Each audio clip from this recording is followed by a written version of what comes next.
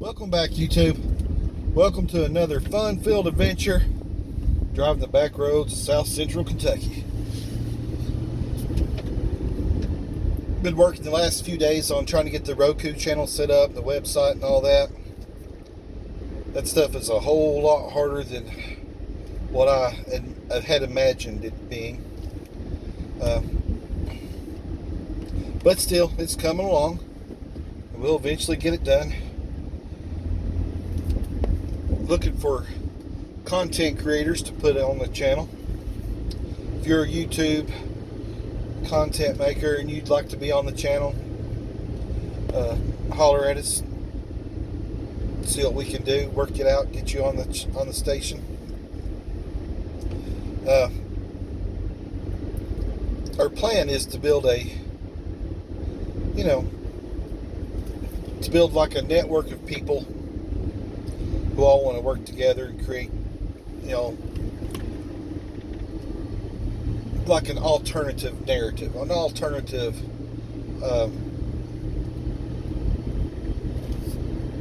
how would you say it? Instead of like the normal narrative, but a different narrative. Most of your narratives now on the wealth building side is, build an Amazon business, get rich overnight, don't do nothing. But the opposite of that is what people really do, which is work hard. Build something. Save your money. Forget the toys and build a business. Build a life for yourself. Build a life for your family. That sort of thing. The thing that really sells books and gets you lots of views on YouTube, though, is manifesting it. We just manifested this. We wanted it so bad. We put it on our vision chart, and we sat and we looked at it every day, and we meditated, and we said, "Oh, universe, please give me this thing I want." And in 10 years, you know what? I got the thing I wanted. Yeah, that's bull. I've never seen that happen with anybody in real life. What I have seen? I've seen people work hard and set themselves up so that they had some cash, and when opportunity came along, they jumped at that opportunity. That's what I've seen. And the people that make it, the people that are successful, 90% of the time are people who are married, that have both incomes coming in, and they're both on the same team, and they're both working hard to create that life that they both want. If you're married and your wife is not on the same team as you, you might as well not even be married to her. It's a waste of time. If she's not helping fund a future and a dream for, the accomplishment of the dreams and goals for your all's marriage, you might as well just be divorced. And that sounds harsh. I know you may love your wife or whatever. I love my wife. But if they're not on board with building something with you, they're not in the trenches helping you pay the bills and everything else, like the little squirrel running, they're nothing but a drain on you. And if they're just a drain on you and they're not supporting you in some fashion for getting in the trenches and building and working, you just don't need them. We got this whole simp nature, all this Disney princess programming going on with all the women that, I'm a little princess, give me everything I want. And you got these women, my money's my money, I worked and earned it, I'm not putting it back into the family because it's my money. That's all bull crap. You don't know what marriage is. Why do you even want to be married to somebody like that? It's crazy. You know what kind of marriages really work? You take two people that's hungry, that love each other, are faithful and devoted to one another, to love the Lord, They have a biblical marriage where she gets in there and she works just as hard as him. They put their money together and they build something. That's what a marriage is. A marriage is as much of a business arrangement as it is a sexual or intimate relationship. You say, why? Well, because you go get a divorce and you see how much of a business relationship it is. She'll take half everything you got right then. Oh, we just lost that. Hang on. Camera fell. The steering wheel's hot too, but the windshield's like really, really hot. So it causes the camera to fall every once in a while. Anyway, apologize for that. But as I was saying, you don't think of marriage as a business relationship as well as everything else. Wait till you get divorced. God forbid. I don't want to see anybody divorced, but the thing of the matter is, you get divorced, you're going to be paying alimony, you're going to be paying child support if you got kids. She's going to take half everything you got. You know, she's going to get her half of everything, whether she paid for it or not, whether she helped pay for it or not. She's still going to get half of everything because you're married. And that's just the life. That's just the way the laws are worked. They're stacked against the dude. It is what it is. They're stacked against the man. So, that having been said, if you're going to marry, make sure your woman gets in there and works with you. Because if she don't, she's not a dead weight. And a lot of times when they're like that, they're just sitting around waiting to cash out. So, you better make sure she's got an invested interest in your life, in your home, in your business, in your family.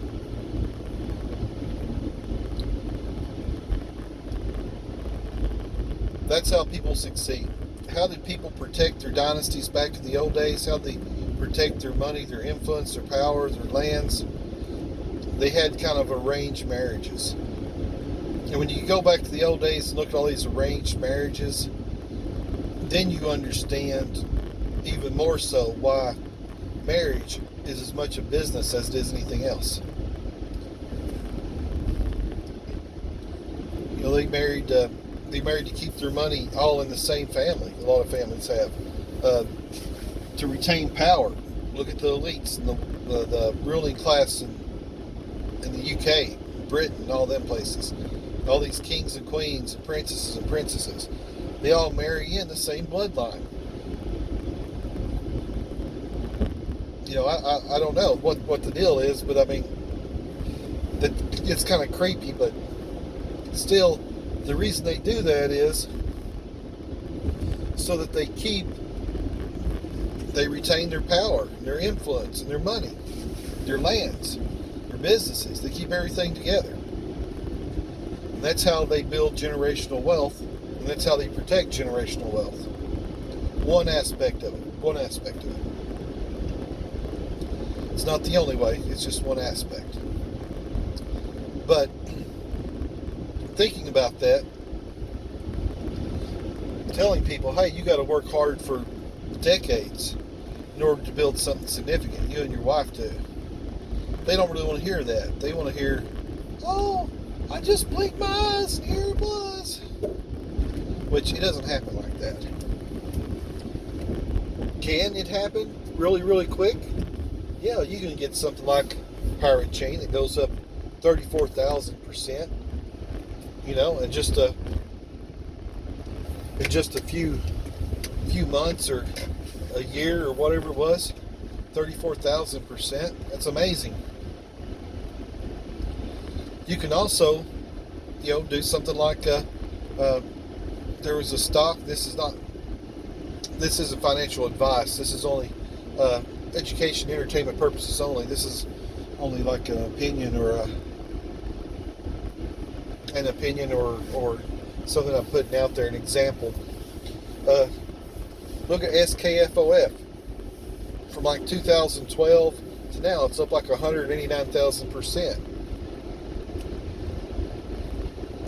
You know, I don't have any shares of that now. In full disclosure, I sold them out a couple years ago when they cut the dividend. The dividend used to be like $100 something each per share, and I used to have some shares of it then in the holding company. But once they cut their dividend, I got rid of it. I should have kept it for a long-term growth stock after the dividend was gone, but I didn't. I got too used to getting that big dividend from them, and when I didn't get that big dividend from them, it's like, well, it's just a waste of my time. Because I don't like to sell stocks. Once you sell an asset, it's hard to ever get it back. You know what I mean? That's the reason I like dividend stocks, is because they pay me that dividend. And I don't have to sell the asset to get that cash flow off of it. It's about the closest thing you can get to real estate. Only thing is, you don't have to worry about your real estate being worth zero one day. That's the only difference. But stocks, yeah, they can and do go to zero.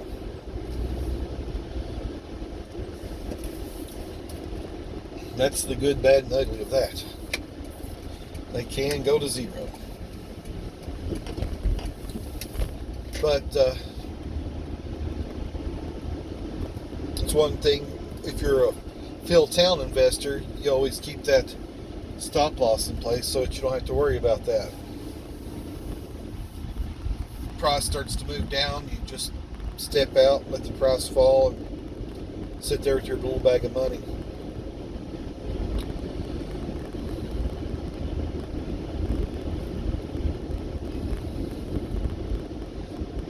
But back to, this is a pretty neighborhood up in here. I've not been up in here much. But back to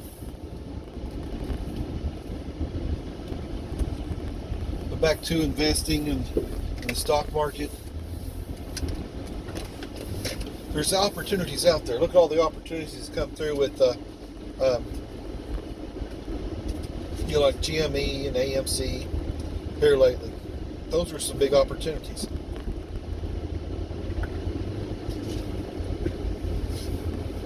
Look at the opportunity if you had bought Bitcoin back when President Trump took office, and the $63,000 or whatever it was it went to.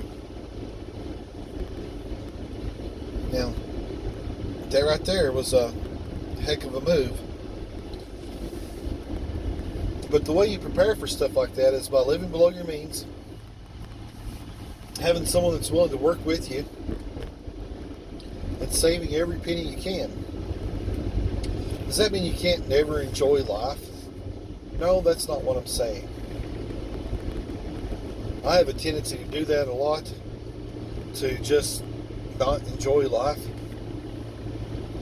because I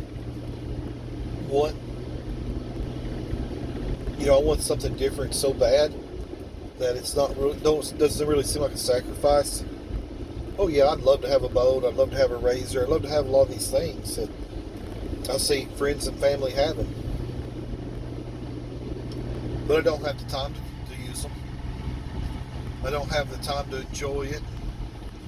And if I divert that money from my business, oh, excuse me. If I divert that money from my business to a toy like that, that's going to potentially cost me decades. It's going to set me back decades for doing stuff like that. Going out and buying the new $60,000 truck I want, that would set me back decades. Okay, imagine yourself in this position. You're anywhere from $130,000 to $175,000 away from retiring for the rest of your life. Do you go out and you spend $60,000 of it on a truck, or $20,000 or $30,000 on a boat, or $20,000 or $30,000 on a razor? No, that'd be crazy. It'd be crazy to do that. But yet people do it all the time. people do it way more than what you would ever expect. And what they do is they shoot themselves in the foot financially by doing these things. And they don't realize it. So if you're trying to build wealth, you really, really, really want to build something for yourself and for your future and for your family, it is of utmost importance to deny gratification. Delayed gratification is something that will set you up. Being able to delay that gratification until further down the line is something that will set you up for a lifetime of winning. Warren Buffett does it. That's how he did it. But he also warns against over delaying it. And I can see that too. But when I was younger, I didn't delay gratification much. I just kind of, I had my stocks going and I didn't really worry about it. I was just a retail investor then. I wasn't an institutional investor. So I just done my thing, and if I wanted a four-wheeler, I'd go get a four-wheeler. If I wanted a four-wheeler for my son, I'd just go get it. I didn't really understand those things like I do today.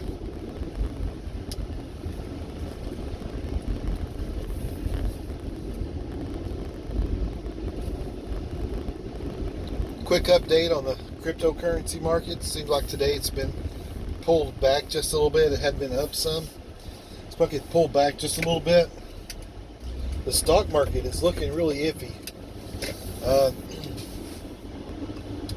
I actually set some up to sell, and I sold part of a position off just because it's crossed below the 50 and the 200 day moving averages.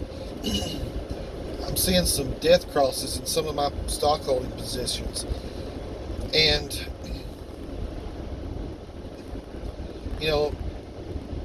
and usually sometimes that's a good time to buy. But if you're up significantly and they're crossing and they're not hitting them and bouncing back, and this isn't trading advice because I'm no trader, but as a long-term investor, I want to hold forever. But with growth stocks,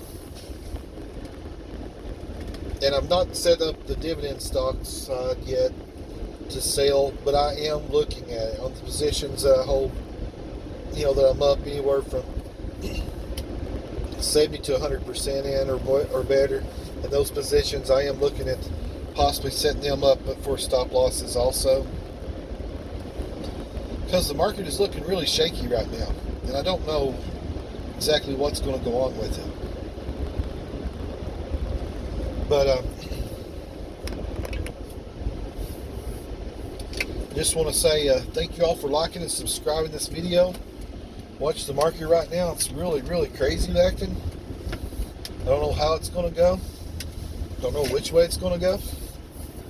I don't think if anybody says they know for sure what's going to happen, they're lying to you, because no one really knows for sure. Second of all, if you're a content creator, get in touch with us. As soon as we get the channel up and going, we'll want to put you on it. We'll work out a good deal with you, get you on there. That way you can put your message out to millions of people, not just a few.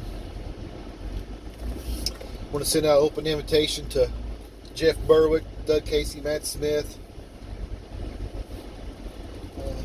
Jeremy over there in Las Vegas, Graham, all those guys. Give them all a open invite to go on the channel. Also, if you'd like to be on the podcast, Your Wealth Plan Podcast, we're on Spotify, Breaker, Google, Pocketcast, RadioPublic. Just message me on Facebook at Your Wealth Plan Podcast, and we'll try to get you on the show as soon as we can. Thank you all. God bless, and have a great day.